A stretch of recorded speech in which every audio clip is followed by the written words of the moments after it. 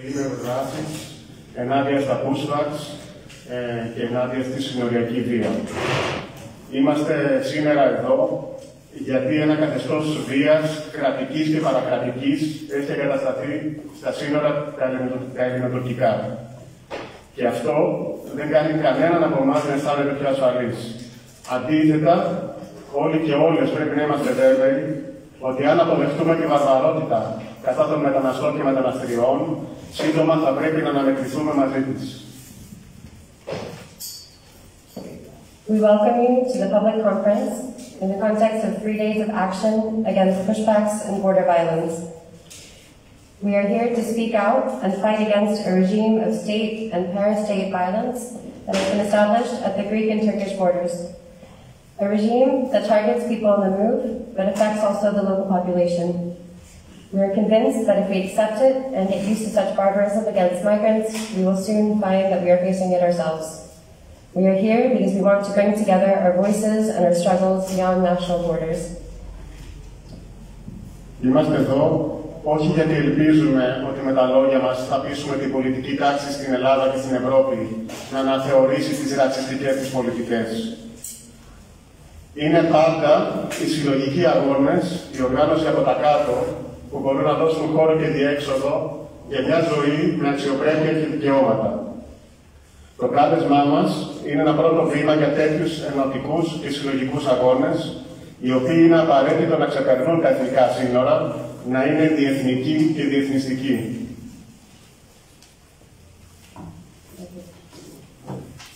Our call is part of the Global Commemoration Day, an initiative that started by relatives of people who died along EU borders.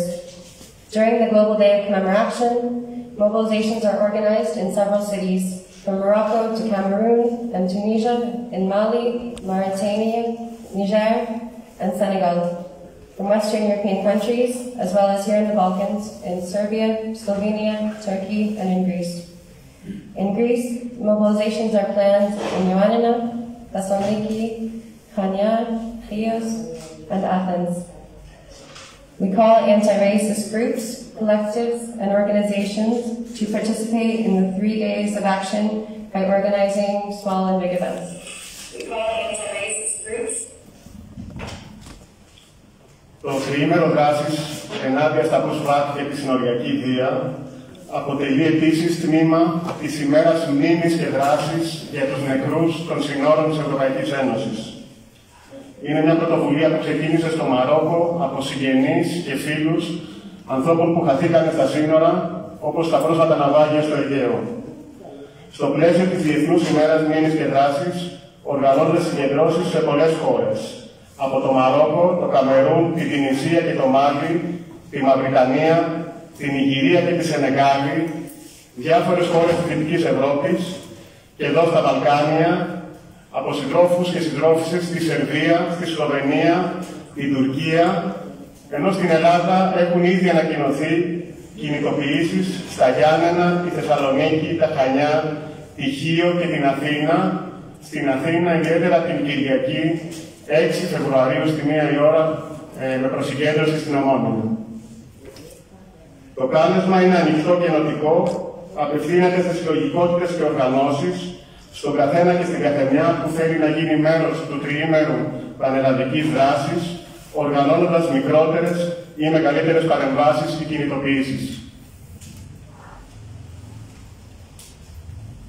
We are challenging with our actions pushbacks, the recognition of Turkey as a safe third country, but also inner borders, the encampment of refugees and their exclusion from basic rights in the new so-called closed controlled access centers, which are nothing more than mass jails. Pushbacks, or informal expulsions of a group of individuals from a territory without due process or the possibility to apply for asylum, have become an important, if unofficial, part of the migration regime in Greece and other European countries. In the last years, thousands of people have been pushed back from Greece to Turkey, across the Evros River and in the Aegean Sea. Αγωνιζόμαστε ενάντια στα Pushback και στην αναγνώριση της Τουρκίας ως τρίτης ασφαλούς χώρας, αλλά επίσης ενάντια στα σύνορα που υψώνονται στο εσωτερικό της χώρας, μέσα στην επικράτεια, Είμαστε ενάντια στον αποκλεισμό των προσφύγων στα στρατόπεδα, χωρίς πρόσβαση σε βασικά δικαιώματα, όπως είναι η υγεία και το σχολείο. Και βέβαια ενάντια στις λεγόμενες κλειστές ελεγχόμενες δομές, που δεν είναι παρά ένας εφημισμός για μαζικές φυλακές προσφύγων. Τα Pushbacks σημαίνουν τη βίαιη άτυπη απέλαση ενός ατόμου ή μιας ομάδας από την επικράτεια χωρίς να ακολουθούνται οι νόμιμες διαδικασίες, δηλαδή το κράτος καταπατά τους ίδιους τους νόμους. Τα θύματα των άτυπων επαναπροωθήσεων στερούνται το δικαίωμα στο άσυλο. Το ελληνικό κράτος εμπλέκεται σε επαναπροωθήσεις ήδη από τη δεκαετία του 90, από την εποχή της βαλκανικής μετανάστευσης. Τα τελευταία χρόνια όμως γίνονται με τρόπο συστηματικό και καλά οργανωμένο. Αναπόσπαστο κομμάτι αυτής της πρακτικής είναι και η ποινικοποίηση και κακομεταχείριση όποιας και όποιου γίνεται μάρτυρας ή καταγράφει τέτοιες πρακτικές. Η βία, η αφαίρεση προσωπικών αντικειμένων και η κλοπή χρημάτων, η ξυλοδαρμή, ορισμένες φορές κανονικά οργανωμένα βασανιστήρια, σεξουαλική βία και κράτηση σε άτυπα κρατητήρια είναι όσα υφίστανται άντρες και γυναίκες, ηλικιωμένοι και παιδιά πρόσφυγες. Οι επαναπροωθήσεις, τόσο στη θάλασσα όσο και στον ποταμό Εύρο, γίνονται πάντα με τρόπο που εκθέτει τη ζωή των προσφύγων και σε κίνδυνο και συχνά ισοδυναμεί με απόπειρα ανθρωποκτονίας. This has been an informal practice for decades, but today we're experiencing a systematization and normalization of pushbacks in some ways. At the same time, witnesses and anyone who will speak out against this regime is systematically criminalized, repressed, and discouraged. During a pushback, people on the move, women, men, old people, children, are often beaten, tortured, sexually assaulted, robbed, and put in informal detention. In cases of pushbacks in the Aegean, people are left adrift on life rafts, and in the Evros, pushed into the river. This violence can be understood in some ways as attempted murder. This violence is also not limited to border regions, but extends throughout the country, as people are abducted and subsequently pushed back after they arrive, but also from refugee camps, and even from deep into the interior of the territory and urban centers. Τα τελευταία χρόνια τα Pushbacks δεν περιορίζονται στις συνοριακές περιοχές, αλλά γίνονται και στην ενδοχώρα, όπου άνθρωποι κυριολεκτικά απαγάγονται μέσα από προσφυγικά στρατόπεδα ή από το κέντρο των πόλεων, κρατούνται, οδηγούνται στα σύνορα και επαναπροωθούνται. Τα Pushback υλοποιούνται από την αστυνομία, τη συνοριοφυλακή και το στρατό, αλλά πρόσφατα τους συνδράμουν επίσης στρατολογημένες άτιμες ομάδες ατόμων που έχουν προσφυγική προέλευση. Εντολής τους βέβαια είναι η ελληνική κυβέρνηση και το Υπουργείο Μετανάστευσης, που είτε αρνούνται ότι συμβαίνουν οι επαναπροωθήσεις, είτε τις συγκαλύπτουν. Η Ευρωπαϊκή Συνοριοφυλακή Frontex έχει ιδιαίτερη συμμετοχή στα Pushback, προσπαθώντας να μην αγγίζει τους πρόσφυγες, πρωταγωνιστεί όμως στην απόκρυψη και στη συγκάλυψή τους. The perpetrators are Greek police, border guards, military officers, and their co-conspirators. They are supported by the Greek state, Ministry of Migration, and other government institutions that either deny pushbacks are happening or deny their illegality. The EU border agency, Frontex, has also been proven to be involved in pushbacks in the Aegean. Pushbacks are only the top of the iceberg of the EU racist border regime. Due to the policy of pushbacks, the migration routes are changing and becoming all the more dangerous. The Aegean Sea and Evros River have become graveyards for people trying to reach Europe. Οι επαναπροωθήσεις είναι η κορυφή του παγόβουνου του ρατσιστικού καθεστώτος συνόρων της Ευρωπαϊκής Ένωσης. Εξαιτίας αυτών των πολιτικών, οι μεταναστευτικές διαδρομές αλλάζουν και γίνονται πιο επικίνδυνες. Το Αιγαίο και ο Εύρος γίνονται νεκροταφύγια προσφύγων. Φωνάζουμε ότι οι θάνατοι αυτοί θα μπορούσαν να αποφευχθούν. Ότι η Ευρώπη φρούριο δολοφονεί. Αλλά αυτό δεν αρκεί. Αν δεν θέλουμε αυτή την πραγματικότητα να γίνει αποδεκτή ως κανονική, πρέπει να δράσουμε οργανωμένα ενάντια στο συνοριακό καθεστώς της Ευρωπαϊκής Ένωσης. we say it loud. These deaths could be prevented. Your Coast Guard, your walls, your rules, your borders kill. But this is not enough. If you don't want to get used to this and accept it as the new normality, we must act against this border regime. This is the message of our 3 days of action against pushbacks and border violence. This is the cry of the families of the dead and the survivors of this violence. The cry for justice that unites us with people across national borders and inner social borders. Είναι η ίδια κραυγή για δικαιοσύνη που μας ενώνει με τόσους ανθρώπους σε όλο τον κόσμο, πέρα από εθνικά και κοινωνικά σύνορα. Αυτό είναι το μήνυμα του Τριημέρου Δράσης ενάντια στις επαναπροωθήσεις και τη συνοριακή βία. Αυτή είναι η κραυγή των οικογενειών των ανθρώπων που χάθηκαν στα σύνορα και όσων ετέθησαν από επιχειρήσεις επαναπροώθησης. Σήμερα έχουμε καλέσει ομιλήτριες και ομιλητές που θα μιλήσουν από διαφορετική σκοπιά για το ζήτημα. Άνθρωποι που έχουν υποστεί επαναπροωθήσεις και βιώσει τη συνοριακή βία και άνθρωποι που έχουν στηρίξει με διάφορους τρόπους τους επιζώντες και τις επιζήσαντες. Μετά από τις τοποθετήσεις θα υπάρξει χρόνος για ερωτήσεις και μετά τοποθετήσεις από το κοινό.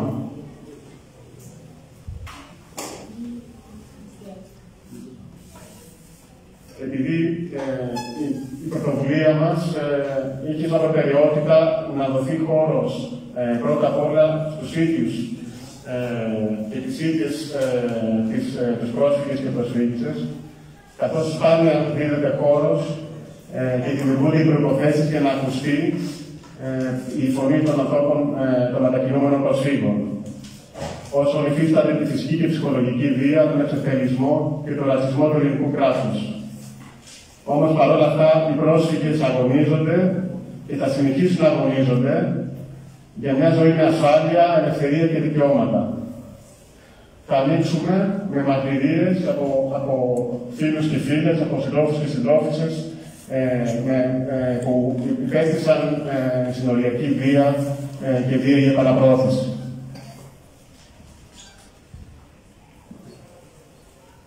Να πω επίσης ότι η μετάφραση θα γίνει στα αγγλικά. Δεν θα υπάρχει δηλαδή μετάφραση στα ελληνικά.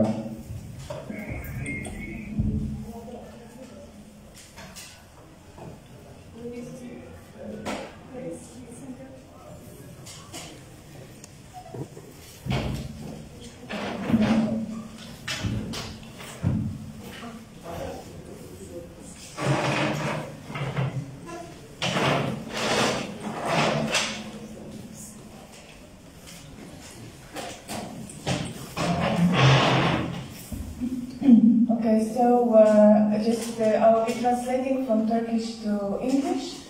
It's going to be a narrative of our comrade from the Kurdistan Cultural Center who was pushed back.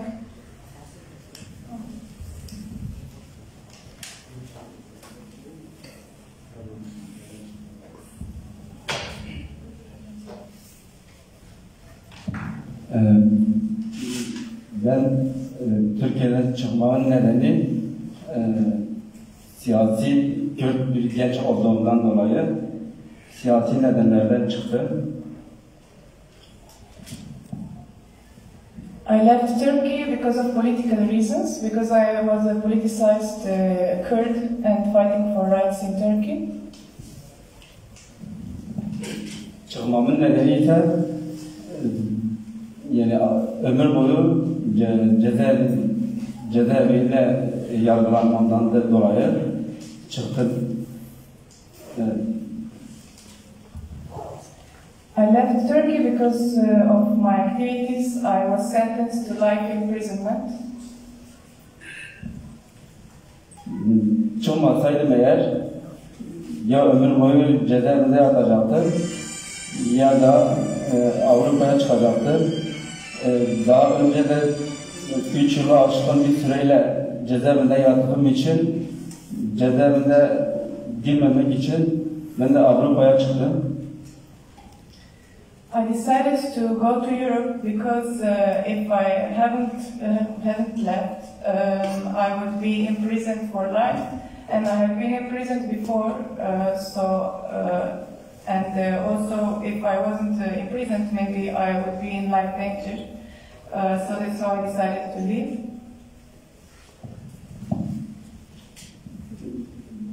Yunanistan'a gelirken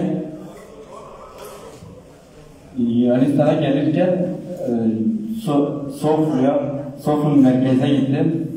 Sofya merkezde çete, yani Yunanistan'ın askeri üniformalı çeteleri bizi yakaladı. I crossed the border from Turkey to Greece, and I came to Sofuli, a town, where we were stopped by Greek soldiers and gangs. Bizi yakaladıktan sonra bir askeri karakola götürdüler bizi, Soflu'da.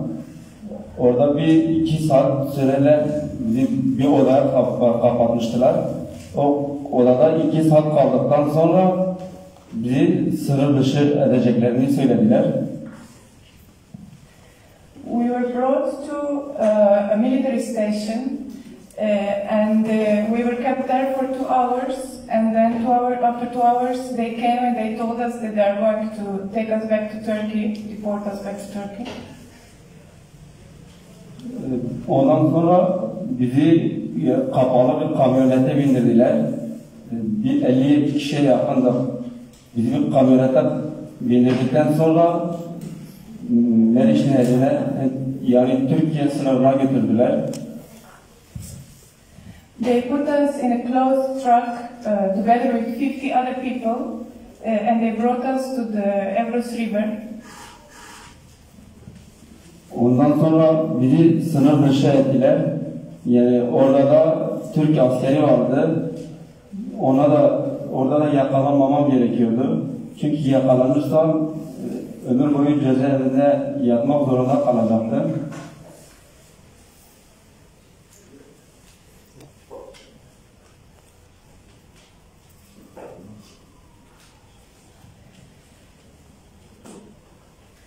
So when we arrived, when the soldiers brought us to the border, they forced us to cross the river and go back to Turkey.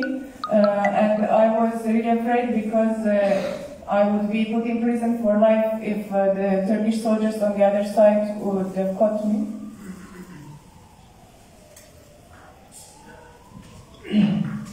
Yani, ondan önce de zaten karakolda, yani Yunanistan tarafında, Yunanistan karakolda Sofya'da bizim eşyalarımız olsun, telefonlarımız olsun, yani şiddet olsun, yani her türlü muamele gördük. Bizi oradan vurdular, yani dövdüler bizi. Orada daha önce de insanlar vardı, yabancı gruplar, onları da dövdüler. Ondan sonra da bizi sınır dışı ettiler. Already at the military station or police station in Sofia, they took all our belongings, all our stuff away and our phones, and they beat us all, the Greek police. There were other people also waiting there to be pushed back, and they were also brutally beaten. Ondan sonra cezam olduğundan dolayı tekrar Yunanistan'a gelmek zorunda kaldım. Ondan önce de yani bizi Türkiye'ye yakalamadan önce, Türkiye'ye atılmadan önce biz bir ormanda kaldık. Ondan sonra tekrar Yunanistan'a geldik. Yani bu sefer geldik, güvenli bölgeye girmemiz gerekiyordu. Çünkü bu sefer de tabii yakalanacaktık. Güvenli bölge Aleksandra'ya ya da Atina'ya, Selanik'e kendimizi atmamız gerekiyordu. Yolda tekrar yakalandık. I tried to come to Europe again because I couldn't stay in Turkey. So when for the second time when we crossed the border, we were hiding in the forest because we knew that we have to reach a safe region away from the border so that we would not be pushed back. We would have to reach a city like Alexandropoli, Thessaloniki, or Athens. But we were caught by the authorities on the way again. Ondan sonra yolda yakaladıktan sonra Yunan polisi bizi yakaladı. Ondan sonra da bizi karakola götürdüler. Tekrar deport edeceklerini söylediler. Bu sefer avukat yoluyla bizi deport etmediler. Avukat olmasaydı tekrar deport edilecektik. After we were caught, we were brought to a police station again by the Greek police, and they told us that they would send us back to Turkey again. But we managed to arrange a lawyer, so if the lawyer wouldn't have come to help us, then we would have been deported or pushed back again. Ondan sonra da kampta 5 gün kaldıktan sonra bizi bıraktılar. So then we were kept for 5 days in a camp and they released us. If you have any questions, you can also ask. Or let's keep questions for afterwards, it's better, I guess.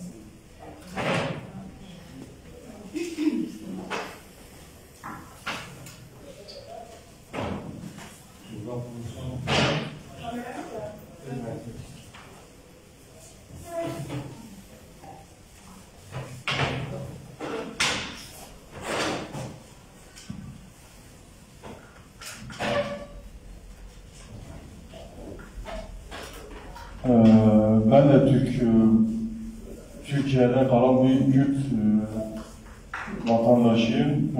Ben de bir deport mağduruyum Yunanistan'da. I am also a Kurd from Turkey, and I also experienced pushback from Greece. Biz de Meriç yolunda geldik. Yalnız Meriç yolunda biraz sıkıntılar yaşadık orada geçerken. Botumuz falan patladı, boğulma tehlikesi falan yaşadım. We also crossed from the Evros River to reach safety in Greece.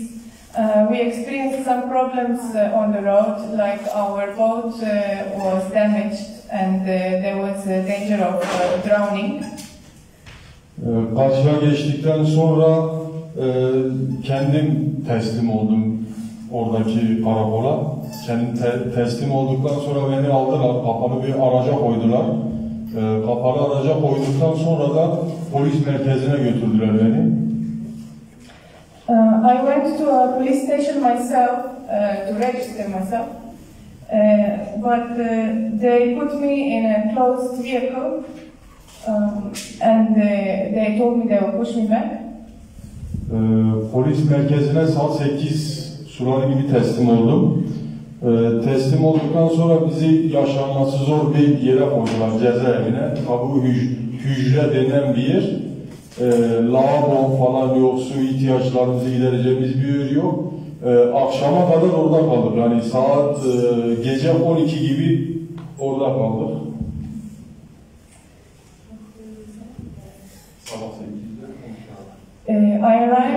We arrived in the morning to the police station, and we were put in a prison cell in very bad conditions. There was no access to toilets, no water, no food, and they kept us there for the whole day until the evening.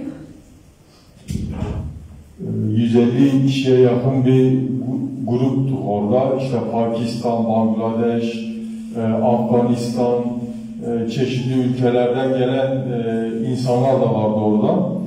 Bizi iç içe koydular. Ondan sonra aramızda Afganistan, Pakistan, işte sırayla çağırdılar. Ellerinde de uzun demirler vardı. Sopalar vardı daha doğrusu. O sopalarla grup halindeki gelen polisler şiddet uyguladılar. Bayağı bir şiddet uyguladılar zaten oradaki Pakistanlı olsun, Afganistanlı olsun, Bangladeşli olsun. Bayağı bir dövdüler. Dövdükten sonra bir daha getirdiler. Sırayla böyle çağırıp dövüyordular. We were a group of about 120 people, and a group of police officers was calling people to get out of the cell. There were people from Pakistan, Bangladesh, Afghanistan, and other countries. The policemen were holding large sticks, like metal and wooden sticks, and they were beating everyone. Ondan sonra dövme işlemleri bittikten sonra telefonlarımıza, kimliklerimize, üstümüzde olan paralara, çakma vesaire, kemerimize, ayakkabılarımıza, her şeyimize koydular orada. After that, they took away everything we had on us, our phones, our ID cards, our money, and bags, everything they took away from us. Sadece üstümüzde giysiler vardı da Afganistan, Pakistan diye gruptaki vatandaşların üzerinde ayakkabı falan, giysi falan yoktu. Sadece biz iki arkadaşın üstünde vardı giysi.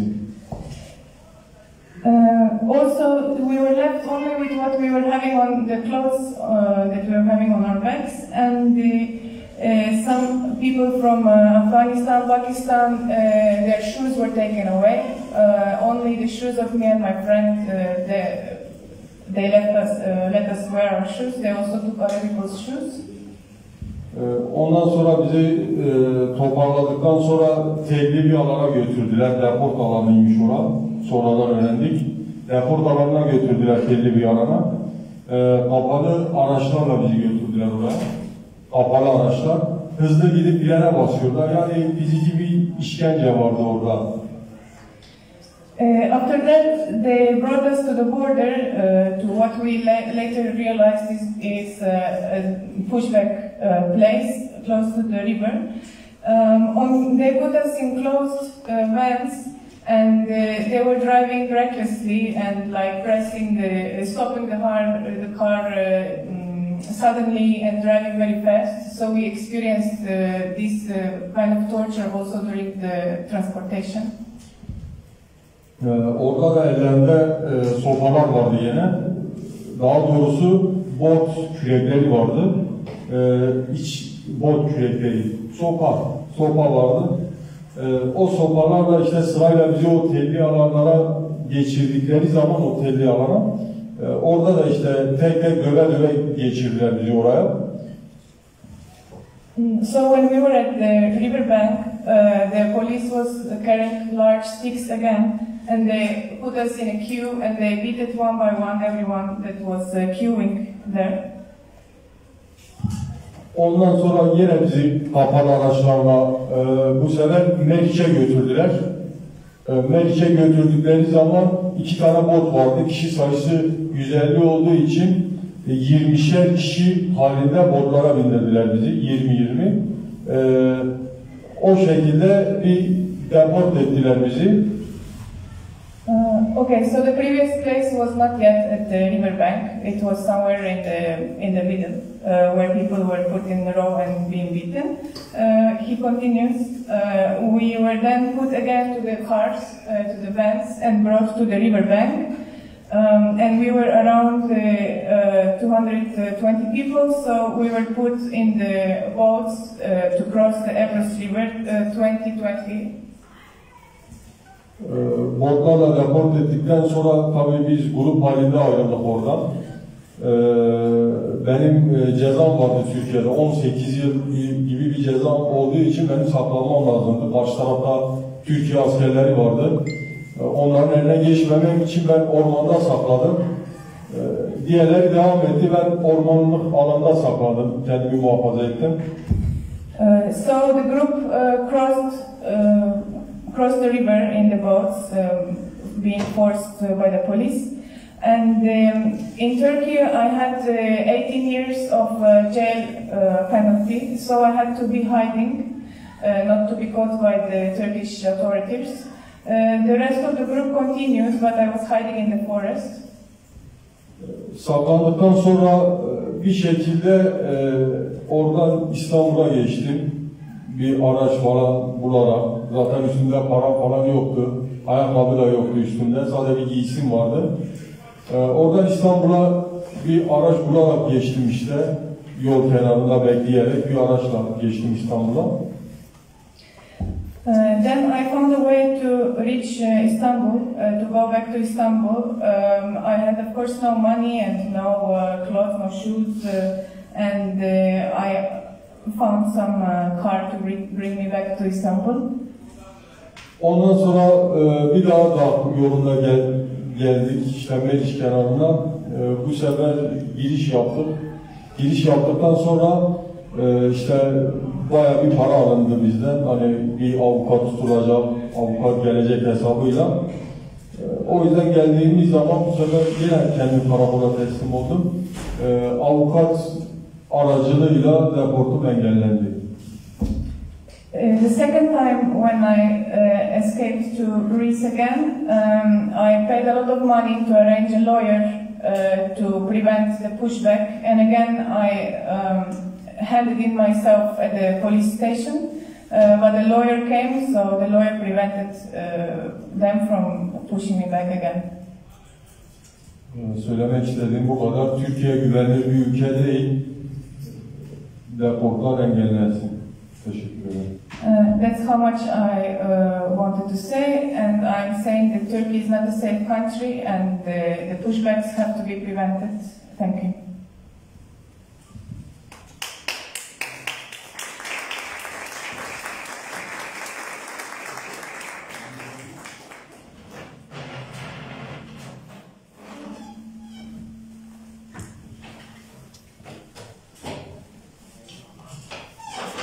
Γεια σε όλους. Πρώτο θέλω να σας πω ποιος είμαι και από πού ήρθα. Εγώ είμαι Κούρδος από Ιράν και για λόγω πολιτικών έπρεπε να φύγω από, αφήνω χώρα μου, εκεί που μεγάλωσα. Ήρθαμε και στο σύνορα, με κάνανε 11 φορές απέλαση, pushback. Κάθε φορά έζησα διάφορα πράγματα. Όμως είπανε τα παιδιά, υπάρχει ξύλο, σε χτυπάνε, σε παίρνουνε τα τηλέφωνα, σε παίρνουνε τα ρούχα καμιά φορά, για να μην έρθεις ξανά, για να ζήσεις κάποια δύσκολα, να μην έρθεις ξανά, δεν θέλουνε. Και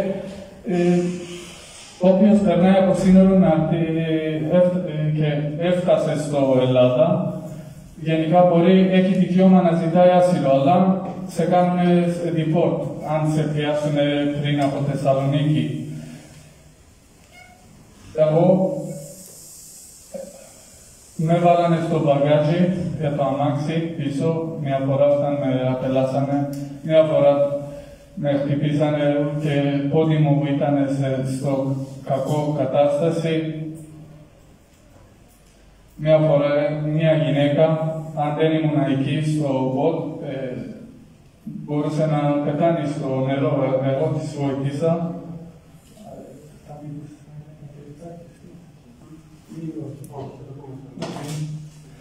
Αυτά λένε δεν κάνουμε. Πάνε στο σύνορα, βάζουν τείχο 100 ευρώ. Οι μετανάστες μπορούσαν να κάνουν κάτι καλό για τις μετανάστες με αυτά τα χρήματα που χάνανε εκεί, για να κάνουν τείχο, για να μην έρθουν οι μετανάστες. Αυτά.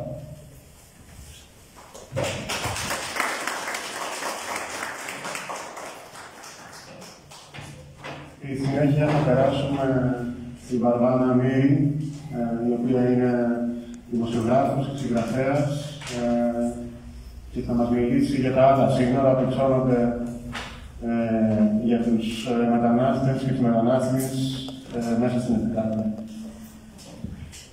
Θα μας μιλήσει στα αγγλικά.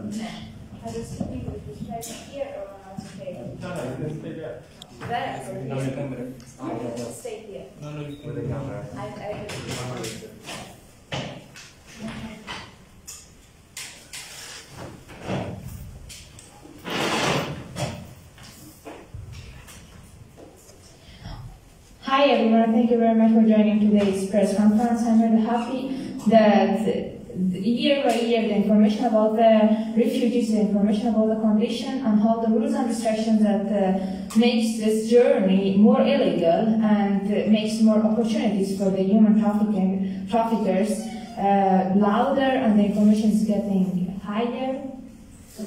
Slowly. Yeah, and you got the translation. You got the translation. I understand, thank you. And also the information gets more and it becomes wider among the people. This is one of the ways that makes the SAM and the opportunity for those that are making these restrictions more on us less.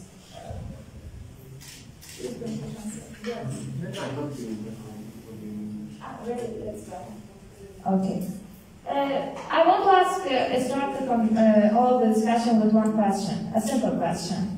Do you think that the pushback is only happening in the border? The answer can be yes and no. We can say that it's yes, because the pushback is happening on the wire, pushing the people coming and pushing them firstly not to come and to enter to a land. But it cannot be only at the border, because if you consider a border that is only from among the land to another land, then that can be true. But it is wrong that the pushbacks are happening only on the borders, because we are aware that the same thing is systematically happening on the refugees that are living in the camps, even no matter if they are on the island or on the mainland. Let me give you an example. In the island, those people, we are aware that there are a lot of people that are getting deported without making and giving them the chance to apply again and again. And it was happening mainly in 2020, sorry. Now, through the more restrictions that we have inside of the council, also for the life of refugees generally in the system, for instance, about the interviews of Turkey, lots of people are getting rejection. And however, it was a unilateral decision. It is a GMP decision. That means joint ministerial decision that is not discussed, and the people were not aware of it. And suddenly a new rule came out, and everything was changed to everything was changed through the procedure.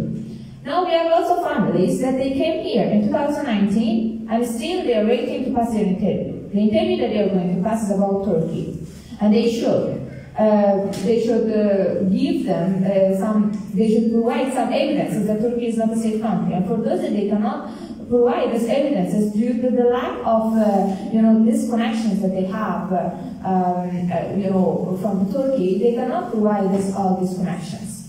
And in the beginning they were told that you are going to pass the first interview, and after that you will not be able, nothing is clear, but probably then you will get deported.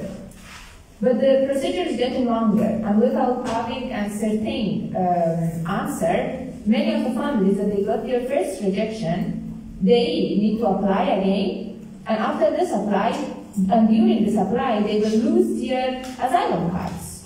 There's a card that they can use in the hospital, there's a card that they can use for the school, this is a card they can use for their vaccination, and everything, all the social profits that they can have through that card, they will lose it. In the second process, they will also lose their cash cards, and they will stay with their cash cards until the time that they will take temporary protection. And after getting this temporary protection, they should need a longer time.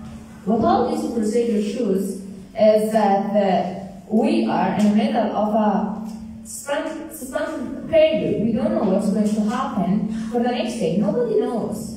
And also, it is in the middle of the condition that there are many children waiting for their school. There are many people waiting to get cured, and also for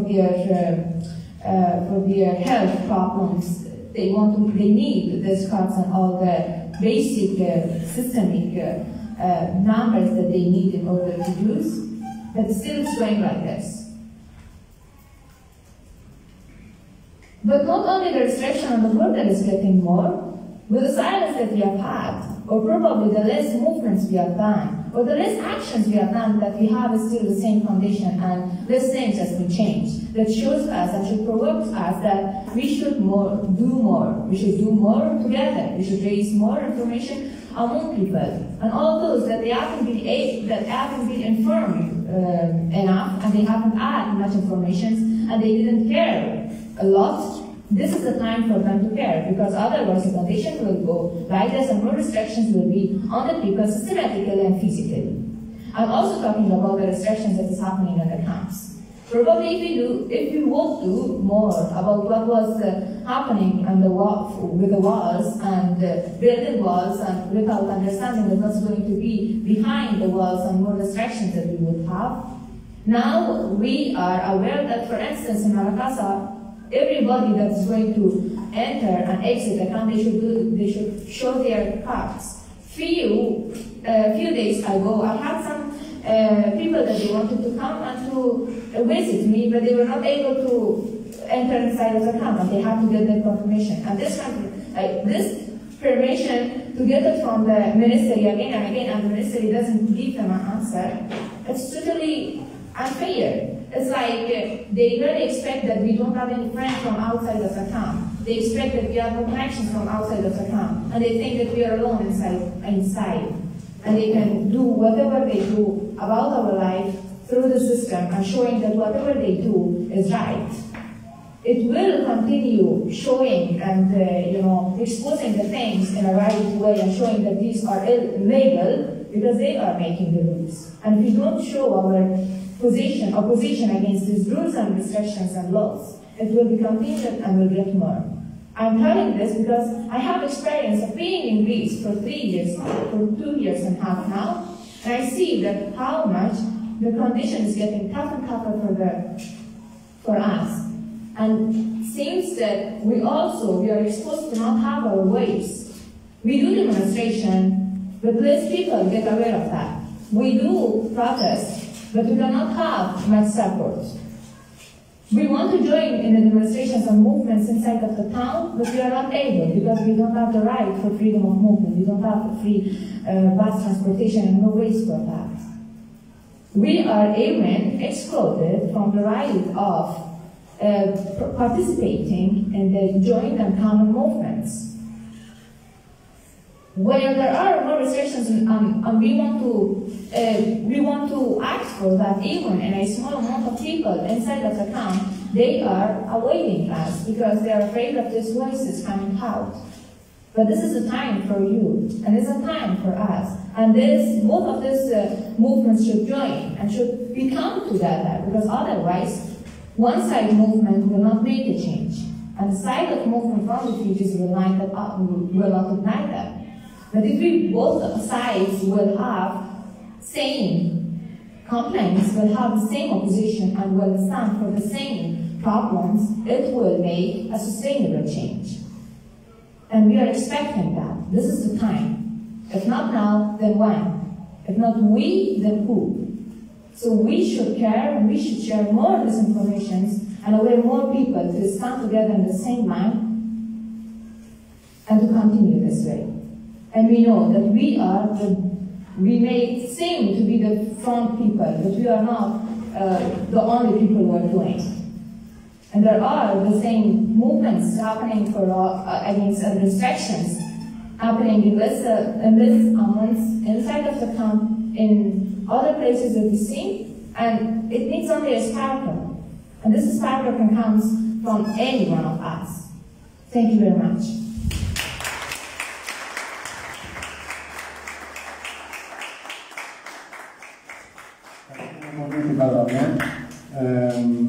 Δεν έγινε μετάφραση. Ευχαριστούμε και όλους τους προηγούμενους ομιλητές. Πιστεύουμε ότι έχει μεγάλη σημασία να δίνεται ο χρόνος, να έχουμε τη διάθεση να ακούσουμε την αλήθεια των προσφύγων και τον τρόπο που εκφράζουν τη θέληση να αντισταθούμε στη διαρκώς επιδεινούμενη κατάσταση για τους πρόσφυγες στην Ελλάδα.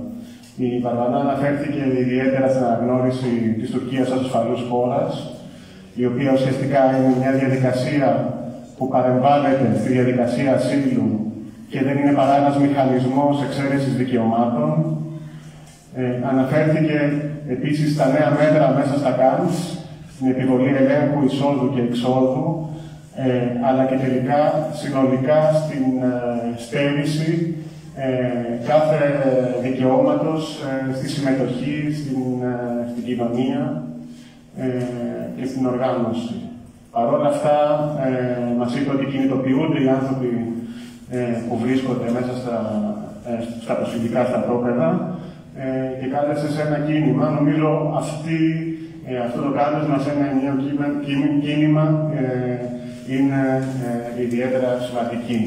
Θα περάσουμε τώρα στον Δημήτρη το Χούλη, που είναι δικηγόρος από τη Σάμο και ο οποίος βεβαίως έχει στοχοποιηθεί για τη δράση του. Καλησπέρα Δημήτρη, ποιος θα μας ακούσει. Excuse me, would there be English translation? Καλά. Yes. Ναι, με ακούτε. Μια χαρά, ναι. Your words. Ωραία. Θα ήθελα να σας ρωτήσω, θέλετε να μιλήσουμε στα αγγλικά ή στα ελληνικά? Θα προτιμούσαμε στα αγγλικά. Sorry. Αγγλικά. Ναι, στα αγγλικά. Ωραία, εντάξει, ευχαριστώ. So, good afternoon to everyone. My name is Dimitris, and I'm Dimitris, and I'm a lawyer from Samos. Samos is an island close to Turkey, actually the one that is closest than any other island. And it's where the new camp has been built from the government. For the last 2 years, we have what we call a pushback in a way that has never been before.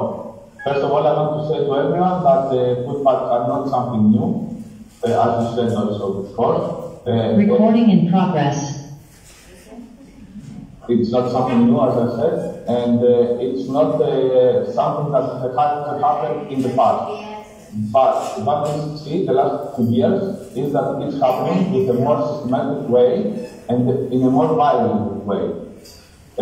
From our observation here in Samos Island for the last 2 years, we saw an escalation in the violence, and since we have seen that the European Union and everyone else has accepted pushback as a legal practice because they actually accept it with their behavior, they say that it's border control, this is how they call it. We try to emphasize the violence involved in these pushbacks. So a border control would be someone finding a boat in the middle of the sea and assuming that they are still in Turkish border, stop it and send it back with waves or with any other means. That could be accepted in a way as a border control. But what is happening for the last few years in Samos is instead of stopping boats in the middle of the sea, they are waiting for the boats to arrive at the islands, then they will make a perimeter in the arrival place. They will make sure that no one will be able to go near there. They will find the people and they will send them back. This is the very friendly behavior from the authorities, because as the time passes by, the violence is escalating. So the first reports we had is only about making the perimeter and not providing the legal assistance that has been asked. There is a case of 8 November 2020 when a shipwreck was on the Samos waters, on the loch, and people asked for help and said that 4 people are missing. 4 police went to there, saw that they are on the land, so they thought that everyone was safe. They left, make a perimeter there, in a very far away place that you can't go with any means, with any car, only by foot or a boat. And they waited for the first light to gather everyone and of course put them back. The sad thing was that a small child, a 5-year-old child, was in the water for 9 hours, fighting with the waves, with the life vest up here, so we are sure that he was never underwater because we have a very good life vest. And finally, after 9 hours of fighting, they found this child and it was me.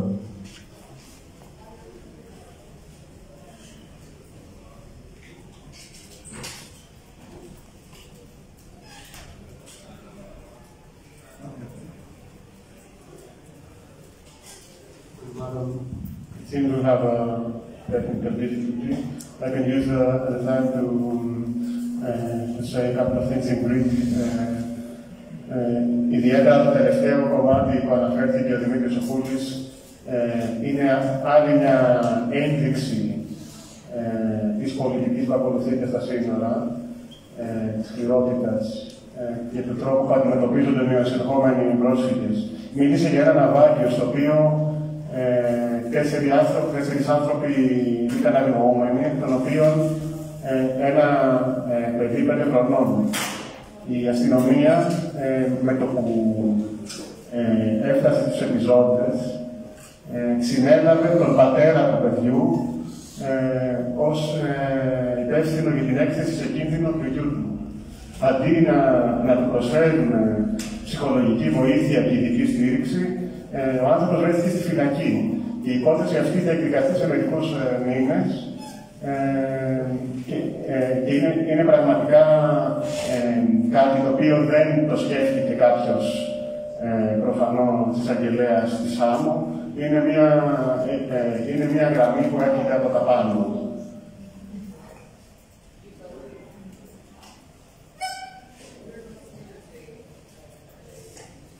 Εφόσον δεν έχουμε τον Δημήτρη το Φούλη, μπορούμε να περάσουμε στην επόμενη παρέμβαση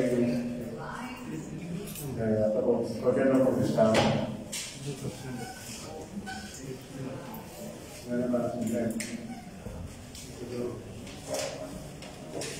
There, we want to continue with the Kurdish cultural concept.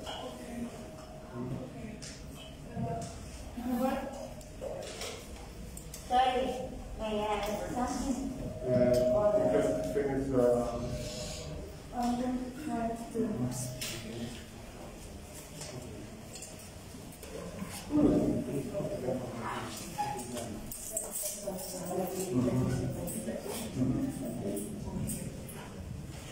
Okay, θα περάσουμε σε μια παρέμβαση του Solidarity with Migrants αφορά...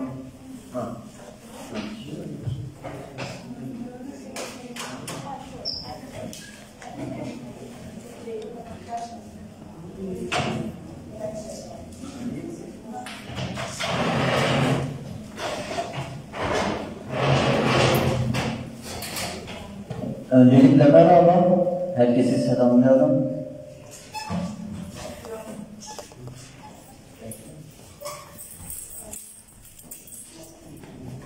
Hello. Okay. Hello. I'm greeting everyone. Kürdistan Kültür Merkezi adına Evroz bölgesi hakkında durumlardan bahsedeceğiz biraz. I'm from the Kurdistan Cultural Center, and we are going to explain about the situation in the Evros border.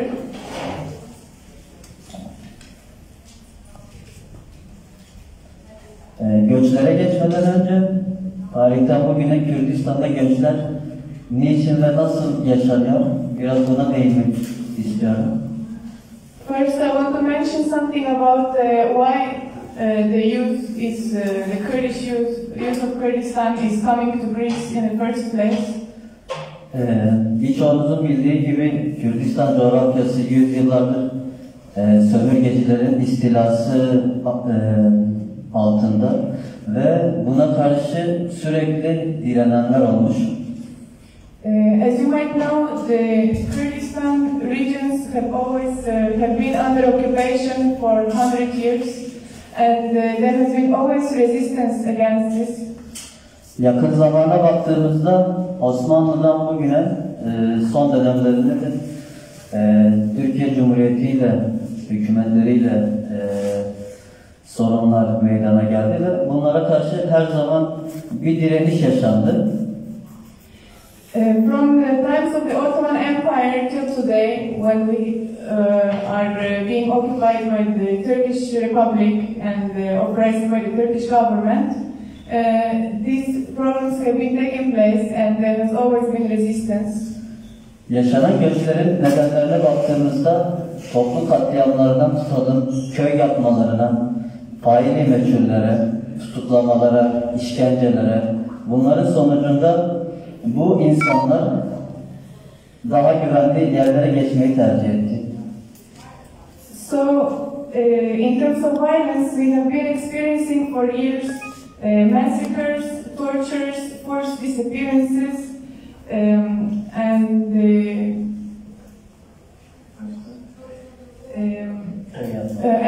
burning of villages and forced migration already within Turkey. And these all have been for long years reasons why Kurds have been coming to Greece and to Europe. Yine son döneme baktığımızda Türkiye hükümeti bastıramadığı, engelleyemediği politik insanları, Türkiye'li ve Kürdistanlı devrimcileri farklı komplolarla cezalara çarptırıp zindana hapsetmeye çalışıyor. Especially in the last period, there have been a lot of pressures from the Turkish state and oppression against the Turkish and Kurdish revolutionaries in Turkey. They are trying to imprison everyone, and that are the reasons for forced migration. Diyebiliriz ki bütün bunların sonucunda hepimiz için göç hikayesi burada başlar. So our migration story begins here. Dikkatinizi çekmek istediğim özellikle şu konu var. Tabii ki de denizlerde, sınırlarda yaşanan bütün bu illegal uygulamalara, buraya kadar hepsine karşıyız. Zaten bütün insanlar da bunları belirtti. Yalnız dikkat çekmek istediğim şey, eğer Türkiye'li ve Kürdistanlı bir devrimciyseniz, politik biriyseniz, geri atıldığınızda daha kötü sonuçlarla karşı karşıya kalmanız mümkün. So we are against all border violence and violence against all migrants and refugees on the sea border as well as on land border, everywhere in Europe as well as in Greece. But I wanted to bring to attention the fact that when revolutionaries from Turkey and Kurdistan are pushed back, they experience additional danger. Bu politik insanlar Avrupa'ya herhangi bir ekonomik kaygı ya da sosyal yaşamını düzeltmek için gelmiyor. Bulundukları ülkede yaptıkları politik faaliyetler sonucunda yaşadıkları bu tıkanmanın önüne geçmek için, daha doğrusu yeni bir çalışma alanı yaratmak için bu göçü tercih ediyorlar. So the special position of the politicized people from Turkey and Kurdistan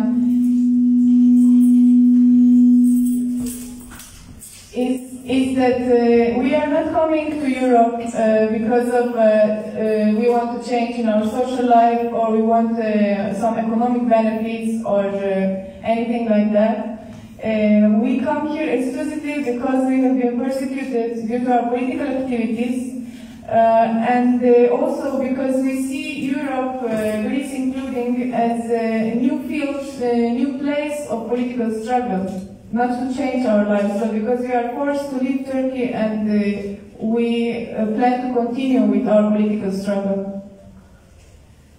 Buraya geldikten sonra pushback olan arkadaşlar bir daha muhtemelen Türkiye ve Kürdistan'da normal yaşamına devam edemiyor. Çünkü birçoğunun uzun yıllar hapis cezası var.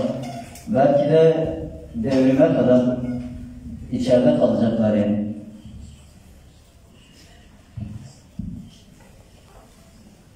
For people like us, the revolutionaries from Turkey and Kurdistan, when we are pushed back, we can't continue normal life in Turkey or Kurdistan.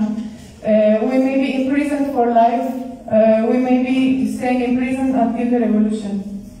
Üzülerek belirtiyorum ki sadece 2021 yılı içerisinde yüzlerce Kürdistanlı ve Türkiye'li devrimci sınır dışı edildi ve bunların bazıları ömür boyu hapis cezalarına sahipti.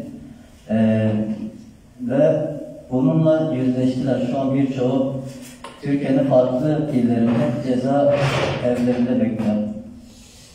I'm very sad to share this, that in 2021 hundreds of our revolutionary friends have been pushed back to Turkey and many of them have been imprisoned and will stay there for the rest of their lives. Birkaç örnek vermek gerekirse, mesela 28 Aralık 2021 günü Zeynep Karaman, kendisi aynı zamanda HDP-MYK üyesiydi.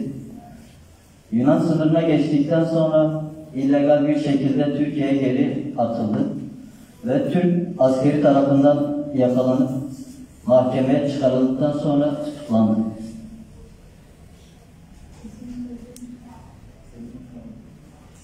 There are many examples. I can just say a few. For example, there is a woman comrade, Zeynep Karaman, who was a HDP member of a left-wing pro-Kurdish political party in Turkey, parliamentary party.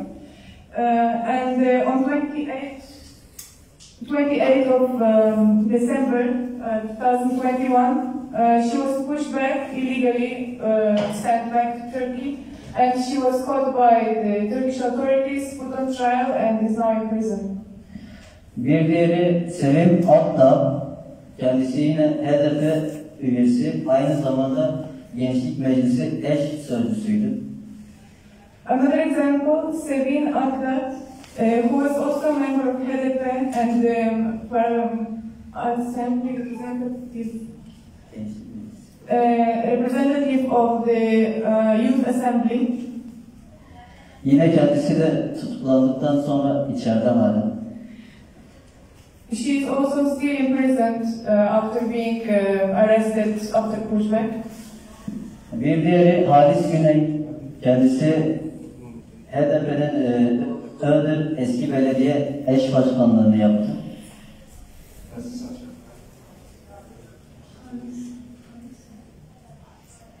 Another person is Halis Güney, also a member of HDP and co-mayor of Iğdır municipality. Ve aynı zamanda yaşlı bir arkadaştı. Biz bütün hukuki işlemleri zorlamamıza rağmen Pushbacks'i engelleyemedik. Ve şu an sağlık sorunlarıyla beraber içeride kalıyor. This comrade is old and had health problems, and we used all the legal ways to trying to prevent him from being pushed back, but we didn't succeed. So now he's in prison, and his health and life are in danger because of that. Birçok örnek içinden sonuncusunu verelim. Meral Şimşek, kendisi Kürt bir yazar, aynı zamanda fen üyesiydi. Another example is Meral Şimşek, who is a Kurdish writer and a member of PEN Association of Writers. Geçtiğimiz Haziran ayında pushback yaşadı. She was pushed back from Greece to Turkey in June. Aylarca içeride kaldıktan sonra oluşturulan kamuoyu sayesinde bırakıldı ve pushback'inden bahsederken şunlardan bahsetti. So she spent after being pushed back to Turkey, she spent several months in prison. She was released just recently, which was due to the social support and resistance and pressures against the state. Yunan tarafına geçtikten sonra teslim oluyor ve kendi durumunu bildirmesine rağmen Kürt olduğunu, politik bir birey olduğunu, aynı zamanda yazar olduğunu bildirmesine rağmen yanındakilerle beraber darp ediliyor, taciz ediliyor. When she crossed the border, she shared her story later after she was pushed back. And we know that when she crossed the border to Greece and was caught by the Greek authorities, she did everything to explain. She explained very clearly that she is a Kurdish writer and that she is being persecuted for her work and politically persecuted, and that she wants to apply for asylum. But despite that, she was rounded together with the other migrants and refugees, beaten and harassed, and then pushed back to Turkey. Tabii aynı zamanda gasp ediliyor. telefonu, eşyaları, özel eşyaları, eserleri. At the same time, also like for everyone else, she was robbed of all her personal belongings like phone and clothes she had with her and money. Ve Türkiye tarafından atılıp tutuklanınca cezaevi girişinde çıplak aramaya maruz kalıyor. And after she was arrested in Turkey, she was subjected to strip search, which is a strategy of torture and humiliation that the Turkish state is practicing against political prisoners, especially women. Maalesef insanlık onuruna aykırı olan bu uygulamalar hem yaşadığımız coğrafyada hem de sınırlarda oldukça fazla yaşanıyor. Unfortunately, we are seeing too many of these kind of treatments, inhuman and humiliating and dishonoring treatments in Turkey, and then we also see them on the borders of Europe. Biraz da bunun failleri, yani sorumluları hakkında belki de konuşmamız lazım. Bunlar niçin meydana geliyor? Nasıl oluyor? Kimler yapıyor bunu? Maybe we should also talk a little bit about the perpetrators. Who is doing it? How is this happening? Sadece bir soru soruyorum. Bir ülkenin Avrupa İnsan Hakları Cenevre Sözleşmesi vesaire kendi hukuku olan bir ülke niçin paramiliter güçler kullanmak zorunda kalır? We can ask this question. A country which is an EU member, Schengen member, and a signatory of all the international conventions, such as Geneva Refugee Convention and so on. Why is such country using paramilitary groups on its borders? Sınırdaki işbirliğine baktığımızda hem devletlerin kendi içindeki kurumları, bu asker, polis, yaratıkları, paramiliter güçler, aynı zamanda köylerde, sınırlarda kendileri için çalıştırdıkları sivil insanlar. They have been working together, soldiers, Greek soldiers, police, and the paramilitary groups and the gangs that they have been organizing. At the same time, some villagers from the border, civilians that are also working against migrants. Aynı zamanda şunu da gördük ki mesele devrimciler olduğunda, politik insanlar olduğunda devletler birbiriyle de bu işbirliğini gerçekleştiriyor. We have also seen that there is a collaboration between the two states, like Greece and Turkey, when it comes to revolutionary refugees. Şunu belirtmek istiyoruz ki Kürdistan ve Orta Doğu'da devrim mücadelesi yürütmek hiç de kolay bir şey değil. We should make it clear that the revolutionary struggle in Kurdistan, Turkey and the Middle East is not easy. Ve daha güvenli bir yere geçmekten başka çaresi kalmamış politik bir insan bu kadar kolay bir şekilde geri teslim edilmemeli. And it should definitely not happen that someone who is participating in this difficult struggle while trying to find a way to safety in order to continue their struggle, that they are being so easily submitted back to the Greek state.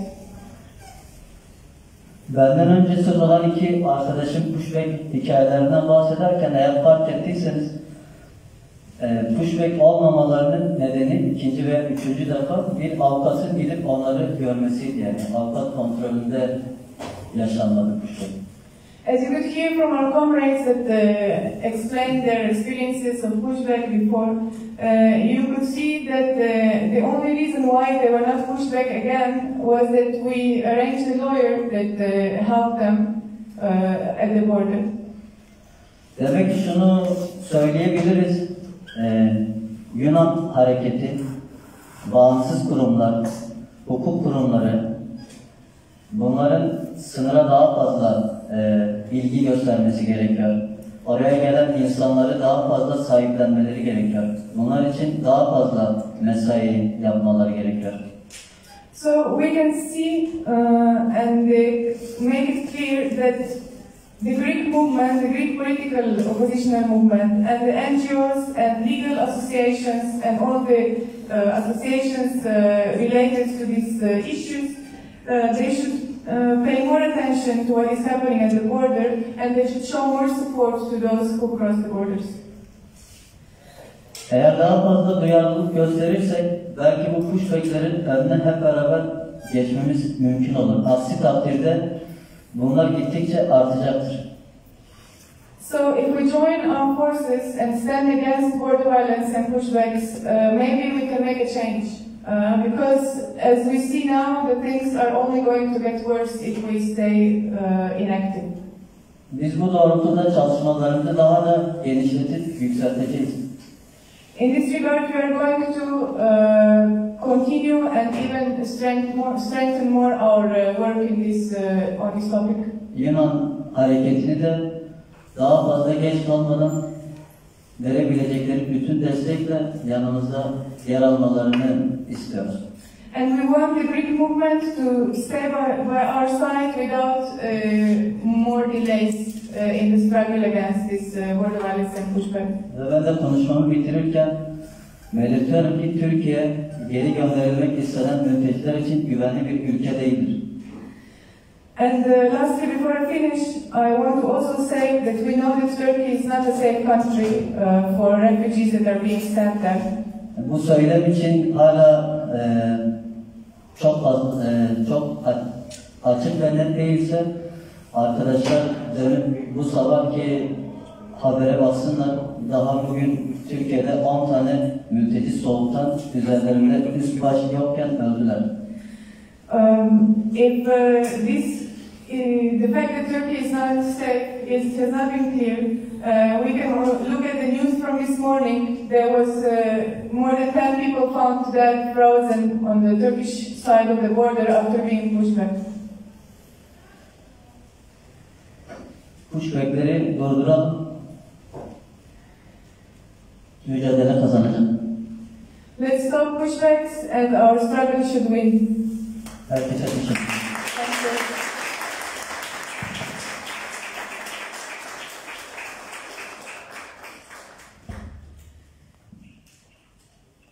Ευχαριστούμε τον σύντροφο από το Πολιτιστικό Κέντρο του Κουρδιστάν. Thank you very much. The Kurdish Cultural Center is in the core of this mobilization. We will pass now to Dimitris Koulis again to continue his input, and then we will open up the discussion. Hello to everybody again. I'm sorry I'm not there, and we have these technical issues. I will start over, but I'm not going to say a lot about the stuff. So, I said before, pushback is something that is not new. It's something that is happening all these years, and it's something that happens European, international, and the law. Unfortunately, the last few years, the pushback tactics have been escalating in Greece in an attempt of a call from the government, no one to come to Greece to seek asylum. This is something that they actually succeeded for a big period, for around a year. They succeed have almost 0 people arriving to Greece. Of course, people were sent to Greece, and they weren't allowed. Actually, they were sent back. This tactic of pushback is something that is widely accepted from the political parties in Greece and in European Union, and of course from the people. And this is why we see that there is no mobilization against pushbacks, because people accept pushbacks as a way of border control. As I said before, pushbacks, and as the people that have suffered pushbacks told you in this meeting, pushbacks are not border control. Pushbacks are a violent and sometimes a tactic that beats people. It's a tactic that is being used from the Greek authorities and other authorities in the European Union, not only to make people not enter the Greek territory if they seek asylum, but make them feel way worse than being indulged in testing or in countries. So by using a lot of violence against them, they make them know, they let them know that they are not welcome here, and they try to make them not come to Greece. The fact that it's not a border control, it's been shown also, it's been proven from the fact that the Greek Hellenic Coast Guard, they don't stop boats that they are trying to go to Italy. They don't care if these refugees will reach Italy eventually or down the way. What they want is not to be in Greek territory. So instead of patrolling the borders, what they actually do is to wait for them to arrive in an island. They will meet them there, they will make a perimeter, so no one will be able to go there. They will use secret police and special forces to make a big surrounding around any arrival. They will find the people, put them in a boat, and send them back. And this is a peaceful solution. Usually, before they send them back, they will hit them, they will humiliate them in front of the kids, they will sexually assault women, they will sexually assault men with their clothes, with their weapons. We have testimonies of people that they were handcuffed, and for no reason, for no apparent reason, they've been robbed from their money. Okay, the phones, we know, everyone knows about the phones, but their money. They take their money, they will hit them, they will strip naked them, and they will use their batons to seek for the cavity, to seek their body inside their bodies, with the same baton for everyone. This is a certain accusation that we have, and I'm sure that the people that suffer this, they can relate, that for that we will find a lawsuit against the Greek authorities soon.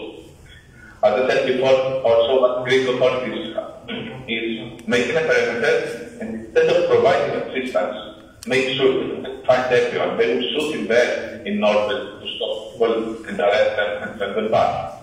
In a case like that, they make a perimeter in a landing where 4 people were missing. And even though they knew that they were missing, they didn't provide any assistance. And finally, they find a 5-year-old boy dead 9 hours later when he actually tried to provide assistance to the people there. They accused the father for the death of his children or his child, but it's one more victim of this pushback operation that we know. We heard yesterday that 3 people were thrown in the sea from a Greek vessel, and 2 of them drowned. It's not one of them drowned. It's not something new. That has happened also in the 15th of September in Samos, and soon there will be the investigation from media about this matter, and then be this publication about this, where 3 people were thrown to sea, and 2 of them died. So, pushback is not a border control task. Pushback is a violent way of using masked men against refugees and telling them you have power for life and death against these people.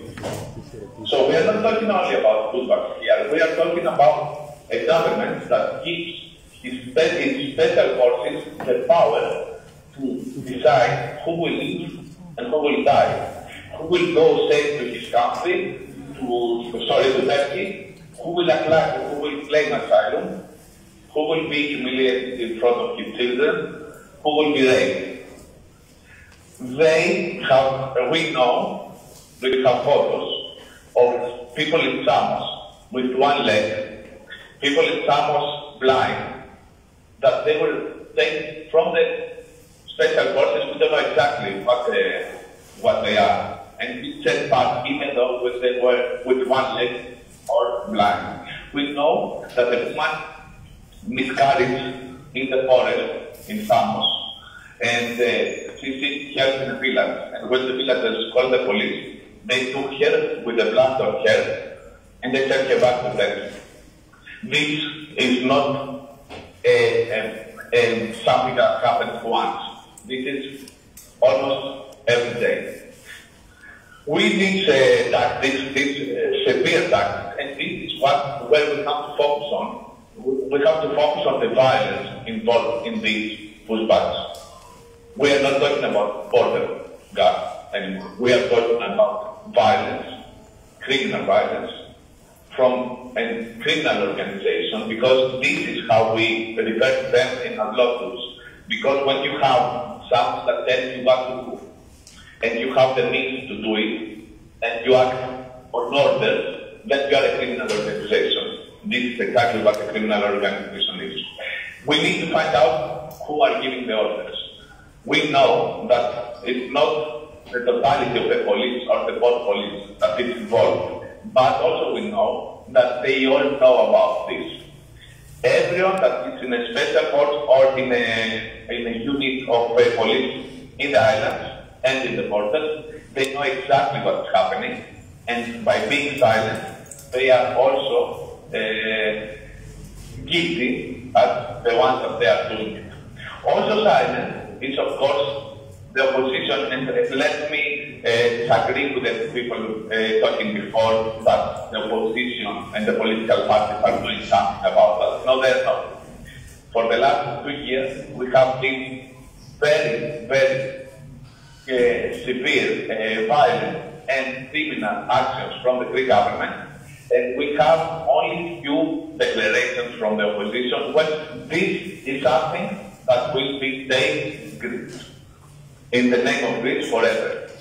And it's very important to understand that these actions are done by the Greek government, but not after a law like in Poland, when they say that pushbacks are legal. Okay, it's an illegal law from the European Union, but at least this is something that they do openly. No, this is happening at night, from man to man, that they will arrest anyone that is there. And the last thing that I want to speak about is exactly this, that this government, they have criminalized solidarity. They can criminalize even this meeting right now. They are not afraid to criminalize anyone that wants to provide any support to people that are coming. And this is why a lot of villages and a lot of locals here in Samos and in Lesbos and in Chios that in the past helped the refugees, now they are very afraid to go near the landing because they know that they may end up in prison or may end up with a file against them. All these things are very important to be widely known to people. Not that we are guarding our borders, not this lie that the government says that it's our duty to guard the European borders. No. Everyone has to know that the moment that someone steps on Greek soil, he's protected until his asylum claim is over. So this is not a gun, port control. This is illegal actions from a criminal organization. And as such, we have to refer to them, and it's very important, the people that have suffered, even though they are recognized refugees now, to continue fighting for what has happened to them, and to continue fighting against the Greek authorities, and not be afraid. Because this is something that has to stop as soon as possible. The last thing I want to say is that a Palestinian woman that was saved after 3 pushbacks, after 3 times that she was pushed back, she was saved and she filed asylum with us here in Samos. She received her asylum here in Greece. She filed against the Greek authorities, and then she went to Belgium. She asked for asylum there, and Belgium granted her asylum after a letter from us that here in Greece she has filed against the authorities, and she, for that reason, is in danger from Greek authorities that are working as a criminal organization, these people that are doing these things. So, by going after the Greek authorities, it's something that also can help them to be in a place where the rights will be respected until the time that Greece will become again a place where people can be safe and people won't be taken from Athens or Thessaloniki and sent back to Turkey. continue your work, continue speaking up, and let everyone know that pushback is not border control. It's a violent, criminal, and often a tactic that kills people and humiliates people. And of course, it humiliates our country, and in the future will be a very dark phase for our country. Thank you.